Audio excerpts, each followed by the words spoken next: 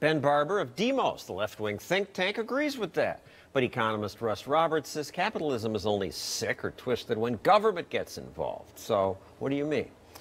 Well, it's okay for government to get involved with courts and enforcing contracts, the rule of law. The problem is when government decides to favor its friends rather than the people at large, and that comes when power is involved. And what government's done with Wall Street, which has been particularly destructive, is take out the loss part of the profit and loss equation. When they do that, we're going to subsidize recklessness. And that's what we've done over the last 30 years, and it's a disaster. So, Ben, you largely would agree with Russ on that, but you say government should do more than just adjudicate disputes, and that capitalism itself has big problems. It does, but I agree with Russ because the truth is we have now socialism in America, but it's not the kind of socialism Russ worries about.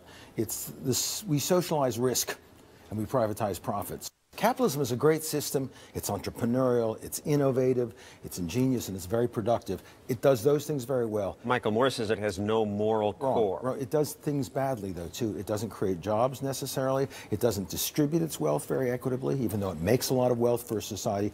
In pairing with a legitimate government... It doesn't distribute things equitably. That's correct. In effect, it allows people, by taking risks, to make a lot of money, and very often it allows people to make even more money by taking risks that fail and then getting bailed out by the government. So that what we need is a system... We agree the bailouts are bad. Good. But so without that, what's wrong with taking big risks and some people making much more money? Because we live in an integrated society in which the economy and banks and the currency and government are all united. You let GM go down, you let Chrysler go down, you let some of the big banks go down, and the country goes down as well.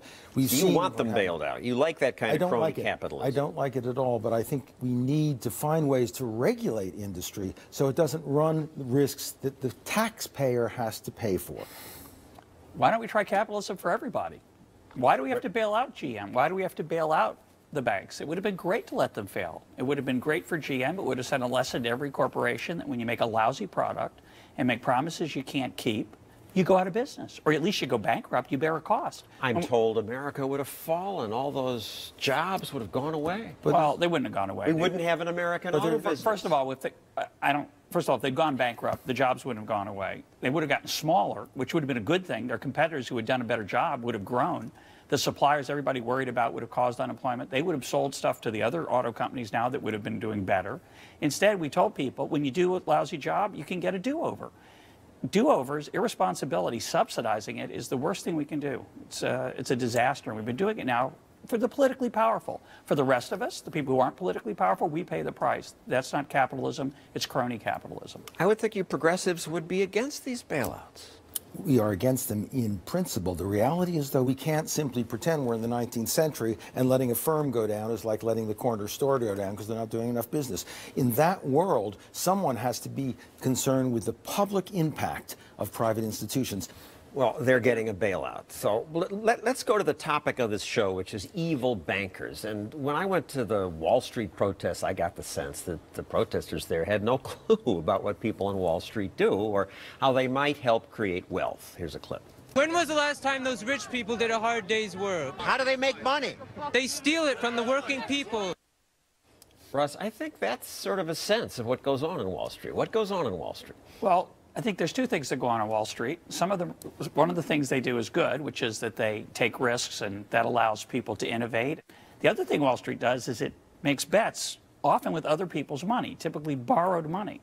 That's possible only because we've set a precedent that lets them think that they're going to be bailed out. When you do that, you encourage Wall Street and other investors to invest their money poorly. We just invested trillions of dollars in more and bigger houses instead of something else. That was a terrible social mistake that was only done because of government encouragement of both the housing market and the financial sector. That was an incredible disaster. People say, well, but we're going to get most of our money back. It's not the money getting the money back that's relevant. What's relevant is how much money we've wasted with our capital stock investing it in lousy stuff. Okay. What has happened is that capitalism, particularly when it's not pressured, when it's not helped, when it's not incentivized by a regulatory state, makes a lot of money for itself and has little or no interest in jobs for society, in an equal distribution, in justice, in making sure that the system doesn't go down. Justice, and to do that, look, unequal let's look at just for a minute history. Post-Civil War, no regulation, capitalism destroyed competition with big monopolies.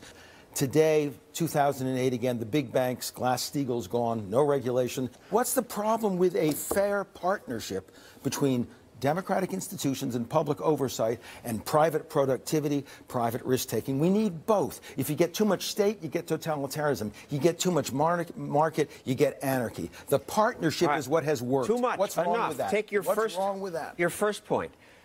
We've gotten rid of all this regulation, and that's caused all this terrible harm. Well, this is not my understanding, but I'll let you respond. Well, the financial sector is one of the most regulated sectors in our economy, but there has been some loosening, and I would argue... George Bush did hire 90,000 new regulators, the so-called deregulatory Bush. And the Democrat Clinton deregulated through getting rid of Glass-Steagall, which created They banks always that have did this more stuff. regulation. It's not like there's been deregulation. The problem is that well-intentioned regulations and some not so well-intentioned regulations are going to be subverted by the actions of the industry. And there's capture.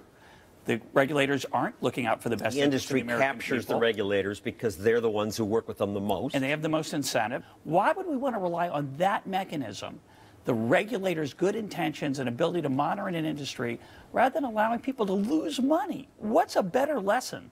What's a better regulatory activity than telling people if you make bad decisions, you'll lose money? But then you got to answer my question, which is in an interdependent, integrated economic world, you can't let some part fail without real risk to the rest. And we've got to have someone looking after the public impact of all of this private money. That's what let him government answer. does. That is the road to serfdom. That is the road to an international body that's going to somehow manage this global risk well. We have lots of institutions in the United States that try to manage global risk, so-called systemic risk. The Fed, the Treasury, others who, we had Fannie and Freddie had their own regulators. They did a terrible job worrying about the things you're worrying about, either because they're incompetent or they had an incentive to keep quiet when their real bosses, Wall Street, were making a lot of money. You and I agree there, Russ. Russ. So how do you stop that? I agree. The how do you taint of stop money, that? You let people lose money. But let's go to your last point, inequality. Terrible thing. Capitalism breeds so much inequality. My understanding is that's part of freedom. A Pew study looked at families, followed up with their kids 30 years later. 68% of the kids born to the poorest fifth of families had risen to a higher income group.